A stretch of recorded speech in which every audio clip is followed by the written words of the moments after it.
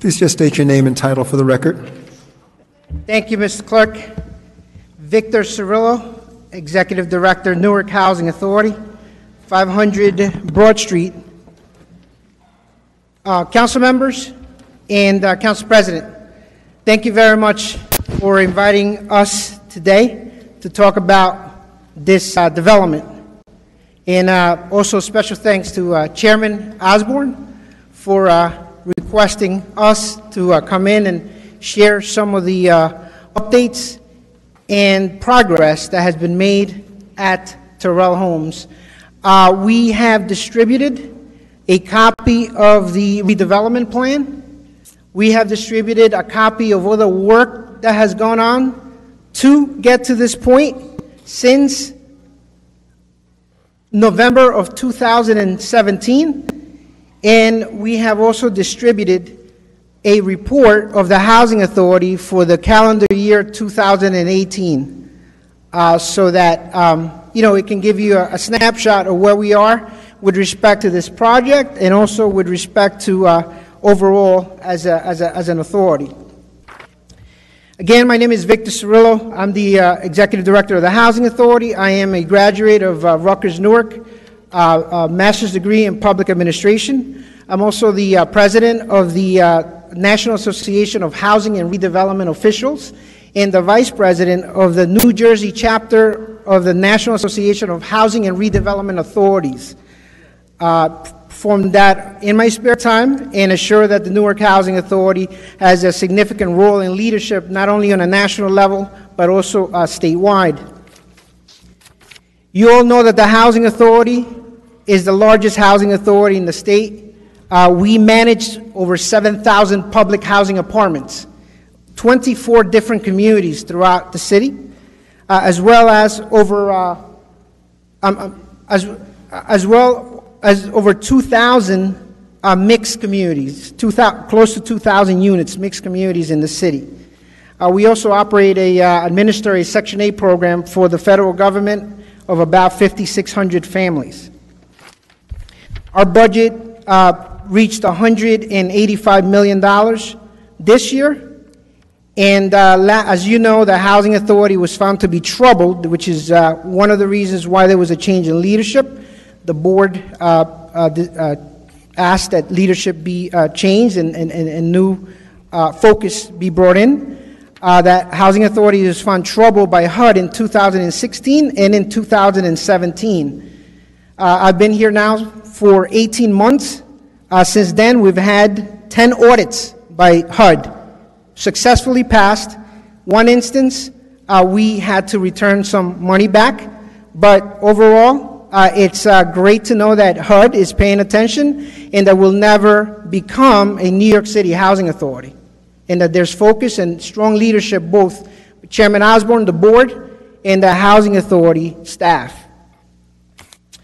As I mentioned, last year, and you'll see in the 2018 report, we started with a $6 million deficit. We closed the deficit by the end of the year. We eliminated 22 titles. The Housing Authority, according to the Star Ledger, was living above its means.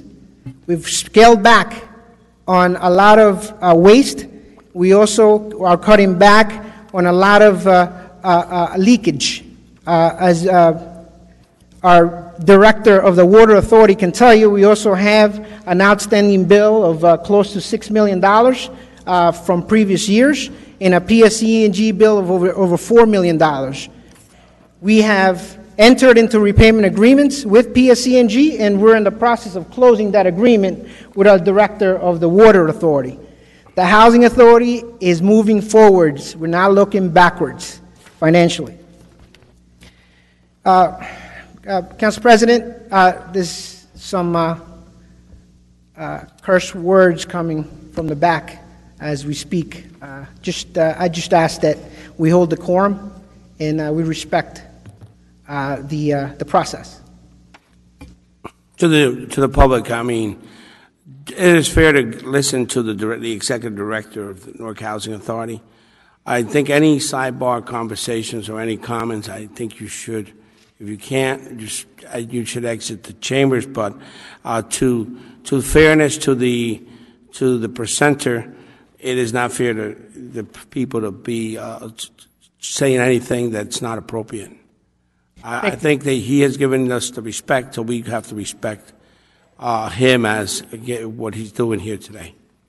Thank you, Council President. I appreciate that. As we proceed, we are moving into not only finishing up our work with revamping our operations department, our delivery of property management, but also our development, our redevelopment efforts. Last time I spoke, I mentioned to you all that we currently have 5 properties that are out for RFP. We're looking for development partners. We have a waiting list of over 19,000 families, and we need affordable housing in the city. We currently have an RFP for Bergen Street Village, Felix Fold, West Side Village, Stephanie Thompson, Badger Avenue. So there's a lot of redevelopment work that's going on outside of the Terrell Homes sphere. So I encourage if we have any developers watching that would be interested in partnering with the Housing Authority, this is the time to do it. Go to our website, www.newarkha.org. To proceed, I'm going to speak now about Terrell Homes, and that's the next project. Just as those sites, currently this property is up for RFP, and we're looking for a development partner for Terrell Homes. The RFP is out. I've shared a copy with Councilman Amador. What's really attractive about Terrell Homes is that it's an opportunity zone, which means that we can seek financing outside of the traditional financing, tax credits, outside of tax credits. As Councilman Amador mentioned at the last meeting, there are developers out there that want to take advantage of this opportunity zone program, right? So right now is the right time for us to go out and put out this RFP for the construction of the new Terrell Homes. There's a display in front of the dais, and there's also a presentation in front of you of what the new Terrell Homes will look like. So let's talk about who came up with this concept.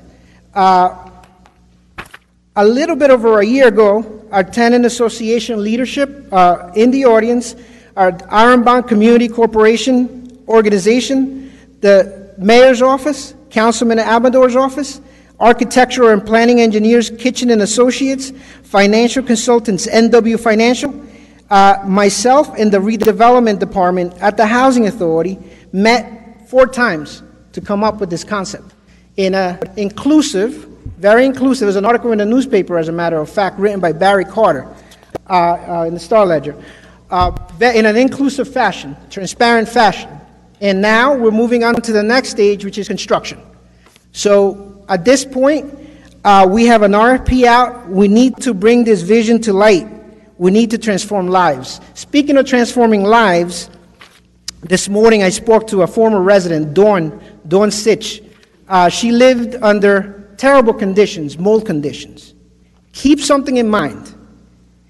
Hurricane Sandy hit the property really hard. The property is now part of a flood zone. Okay, so it's a flood zone, and once mold gets in, it keeps coming back and back and back. So when I started the job, these are some of the residents that I started meeting with, and I realized you have a little child of 2 years old, and those are not conditions that we want anyone to live under. So we took it upon ourselves to move a lot of families that have these mold conditions as a result of the flooding out of the complex. I spoke to Dawn this morning, and I said, Dawn, is it all right if I mention your name? And she said, absolutely. Can you please read something for the record for me? And I said, sure. So she texted me, says, our life is so much better. Actually, it feels great coming home to a beautiful townhouse that we love. We have a backyard, not have to worry about people using drugs, violence, or kids picking on my child. You know, I appreciate everything that the Housing Authority has done for us. Thank you. And you can read that on the record. Hugs, hugs, hugs. That was a text message this morning. That's Dawn. Gary Hammer. Gary is real happy, another advocate of moving out of the complex. Gary is moving into Ashton Heights, our new development on Martin Luther King. He's ecstatic and happy that we're doing something about not only him, Dawn, but all the families that have lived under these conditions for a long time. Currently, we have 135 families living at the site. 15 have emergency mold issues that we're moving out.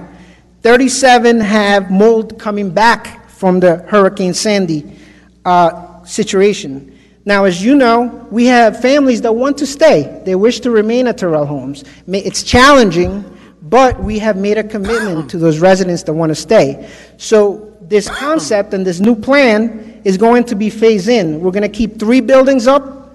We're going to invest in those buildings. One of the most important investment is ventilation, so that we can attack the mold conditions. So for the residents that are sticking around the complex that wish to remain for the next 2-3 years, we're going to put ventilation systems, we're going to fix the bathrooms, we're going to rehab units, and we're going to move families under our what we call our plan to consolidate, our consolidation plan. In addition, we're going to be opening up a police substation in those 3 buildings that will remain while the new building goes up. I'm not going to get into too many specifics as a new property because I don't know how much time I have. But I can talk about housing all day, Council President. Just real quick, we're looking at mixed apartments. We're looking at senior apartments. Councilman Amador, the East Ward needs senior housing. And this is an opportunity for us to build senior housing in the ward, mixed-use buildings, walk-up apartments, and townhouses over flats, meaning that we also have opportunities for home ownership, all affordable units. So you have some graphics in front of you. You'll see phase 1, which is this graphic. These are the first 2 properties that are going to go up. Under the plan that we all put together, that included residents, and I can't begin to tell you how much I want to thank Joe De La Fab from ICC. He's been a really good partner to the Housing Authority from the get-go.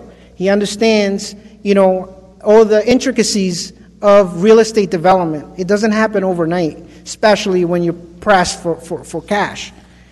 One of the key features about this concept is the fact that we want the complex to oversee the river. So instead of, looking at each other and the way it's laid out now, we want that concept to look at the park, and we want that concept to look at the river and use that. It just builds a better community and better aesthetics and a better quality of life. So that's all I want to share as of today. Again, the presentation gets more into details about what the units look like. Again, this is all information that our residents have seen, that came up with. And lastly, we will reconvene tonight. We have a meeting with our residents at 5 o'clock in which we're going to talk a little bit more about the progress, about the RFP being out on the street.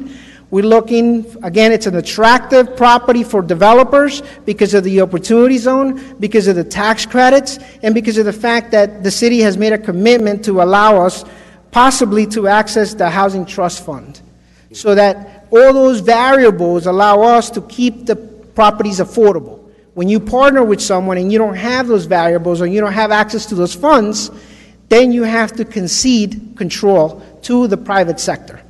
So I hope that was informative, and I hope that answered a lot of questions of where we are with respect to Terrell Homes. We're moving forward, and we're not selling the property. We're looking to transform lives. Thank you. Any questions? Yes. Councilor Osborne. Yeah, Mr. Director, Yes. could you just clarify one thing? Are we operating with a deficit? Is the Housing Authority operating in a deficit? Will we be clear about, are we in a deficit? Sure. At this point in 2019, Mr. Chairman, as you recall, we passed a balanced budget at the beginning of the year, and for the last 6 months, we're still operating under that budget. We have just, and this is good, we've just given increases to our non-unionized staff of 1.5%, the first time that has happened in 9 years, right, just from operating funds. So we're in good financial shape. We're still negotiating with our union partners, but with respect to the non-unionized staff, they've received raises to build morale and build culture.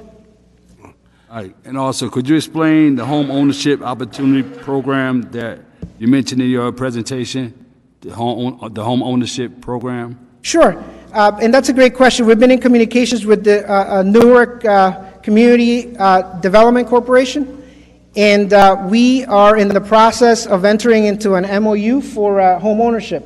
And I see the business administrator's head shaking. It's a very attractive initiative because the city has inventory, and the housing authority has clients that have the income levels that are necessary to become first-time home buyers.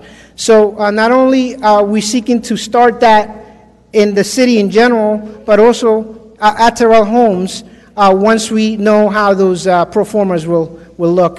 Okay. Thank you. Councilman Amador? I, for one, am very happy with the presentation, and I will continue to do my part in terms of supporting some of the initiatives that are taking place, especially the looking for a partner, developer, to do the work. As I said before, sometimes we need to do certain things in order to get things done here. And the way we, for a lack of a better term, behaved at the last meeting, I think it kind of moved mountains, and we need to do this. We need to continue to believe that this is all about people's lives. It's not about buildings. And if we all come together, I think the residents, myself, the Housing Authority, the administration, and the City Council, I think we can resolve this problem. I'm very happy with the presentation, and I will continue to do my part. I'll continue to be as vigilant as I've been in the past, and I'll continue to support not only the residents but also the leadership at the Housing Authority to move us in the direction that we need to move. Some of the things that were mentioned in the very beginning when we began this process about 2 years ago probably, I'm happy that we're coming to that point. Some of the suggestions that I made, and one of the suggestions was that whatever is going to be built in the complex should be built close to the river, and everything else should look beautiful because those folks deserve that. The area between the buildings and the river is probably the most important area, and I think that if we get to that point, everyone is going to benefit from it, not only the residents but also us. So let's continue to move. Tonight, this presentation to the residents will be again given, and whatever support you need in the future to continue to move this in the right direction and with the right type of support, I'm here. The Director, Councilor John? Director, while you're here, I know it's a different ward, but also concerned about Seth Boyden. You putting out an RFP for that. We'd also like a developer. Site's been vacant for a long time, really an eyesore over there on the other side of the beautiful park where the PATH train extension is going to be, and we have the golf course. So I think that'd be an ideal location for a developer partnership with the NHA, and let's get on that. Thank you. Yeah, Director, yes, Councilman, absolutely. The other matter, too, the visit of Congressman Sirius together with the members of the council and the mayor, because again, you know, there has to come to, we have to bring all our partners. I mean, people who get elected as Congress people who are the assembly and senators. We all have to, you know, we all have to swim together on this journey for the folks of Terrell. So on Friday at 10:30, to the business administrator too, we are going to be doing a tour with Congressman Albio Series of Terrell Homes. Not a meeting. We just want we want to go and see conditions. He's also bringing some folks from HUD who are going to come and also assess some of the situations so that we can help you. This is about all of us working together for the common denominator, the people of the city of Newark. So I just want to put that on record. President, I said on Thursday, when there's a will, there's a way. And the reason why we are elected to public office is when we face a problem of this magnitude, to find solutions to those problems. I think we have a small ray of hope that is being built today, looking at what we have in front of us and what we can do in the future in order to get to the promised land. Thank you. And Council President, if you don't mind, and I appreciate you scheduling the visit by the congressman, just to your point, the Congress adopted this Opportunity Zone initiative. So you talked about partners and the impact that they have, right? I talked about low-income housing tax credits, and that's all of you. That's the mayor's office lobbying for assistance to get those tax credits into the city of Newark, right? And and Councilman James spoke to the RFP for Seth Boyden. We have to move, right? And we're moving a little faster because of the leadership here of the Tenant Association. They're putting pressure on us to make sure, and I know that we empty, and that's what we can't do in the future. Seth Boyden is empty right now. I have no Tenants Association. It's your fault. All right. But it's your leadership, right? You're pushing, right? So the point is, in the future, we can't close complexes without having an idea of what we're going to do with these complexes. That's the mistake that in my professional opinion, the Housing Authority made in the past, and Terrell Holmes was headed in that direction. Councilman. Real quick, I just want to acknowledge the Terrell Holmes Tenant Association here and ask them personally, is there any questions that you want to put before the director in front of the council at this moment? They got a meeting all night. Change doesn't come from the top. Change comes from the bottom. And in this case, they were at it from the very beginning and determined to get to All right. Thank you, Director. Thank you very much. We're going to move on and Director. Thank you, Mr. Director. Thank you.